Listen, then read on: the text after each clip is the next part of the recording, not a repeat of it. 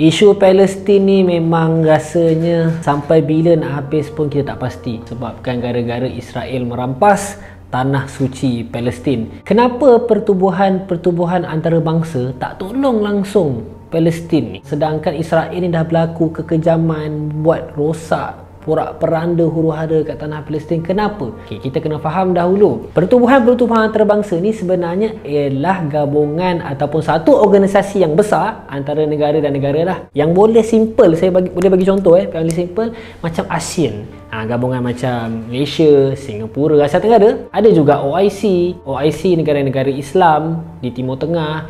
Kenapa pertubuhan ni boleh terwujud? Macam biasalah, kita kalau nak buat baik dengan orang tu, kena ada hubungan diplomat. Bila ada hubungan diplomat ni, barulah kita punya ekonomi maju. Tapi bila berlaku kekejaman di Palestin, kenapa tak ada orang ataupun seekor umat pun yang tolong hentikan kekejaman Israel? Pertama sekali, kita kena faham, saya bukannya di sini hendak menyokong apa yang Israel buat, tapi kita kena faham dahulu pertubuhan antarabangsa ni mereka tidak boleh campur, kerana sekarang ini di bumi Palestin mereka tak ada kerajaan yang kukuh.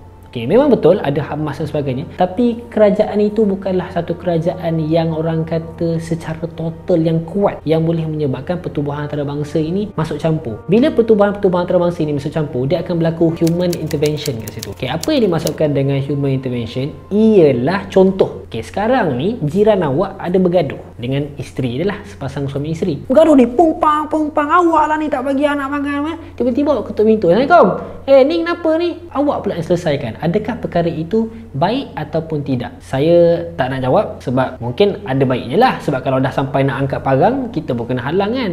Tapi kat sini saya nak memberitahu, bilanya berlaku human intervention, mungkin akan menjadi banyak perkara-perkara yang mungkin tak diingini. Bila berlaku human intervention, perkara yang tak diingini ni, saya boleh bagi contoh ketika berlakunya genocide, pembunuhan yang secara brutal di Rwanda. United States lah, human intervention kat situ, berlaku kerosakan yang banyak juga. Sebab itu kadang-kadang human intervention ni masuk campur tak berapa elok. Dia akan mendatangkan kesan yang konsekuensi yang buruk di masa akan datang. Yang keduanya, kenapa kerajaan Palestin ni pun tidak kuat seperti mana yang saya cakap? Sebab dia tak ada sovereignty state yang kukuh. Apa maksud sovereignty state? Ialah kedaulatan sebuah negara itulah. Macam mana kita nak dapat kedaulatan sebuah negara itu? Dalam politik, kita kena ada 4 perkara, 4 aspek. Yang pertama ialah teritori, kawasan. Kedua ialah government, kerajaan. Ketiga ialah population, rakyat. Dan yang keempat, sovereignty itu sendiri, kedaulatan. Jadi bila ada 4 aspek ini, barulah boleh dikatakan kerajaan itu, sovereignty state lah, berdaulat. Bukannya senang-senang macam Turki, Iraq, Afghanistan semua. Bukan diorang tak nak masuk campur, sebab kita sama Islam kan. Tapi kadang-kala ada perkara-perkara yang terbatas kerana sebab-sebab perkara begini. Walau bagaimanapun, saya pun tidak menyatakan bahawa apa Israel buat tu betul. Sebab sekarang ni perkara ni sangat-sangat debatable tau. Ada yang mengatakan Israel ni one state solution, Israel dengan Palestin. Ada yang kata nation state, ada yang kata state nation. Untuk pengetahuan semua, nation state dan state nation adalah dua perkara yang berbeza lah.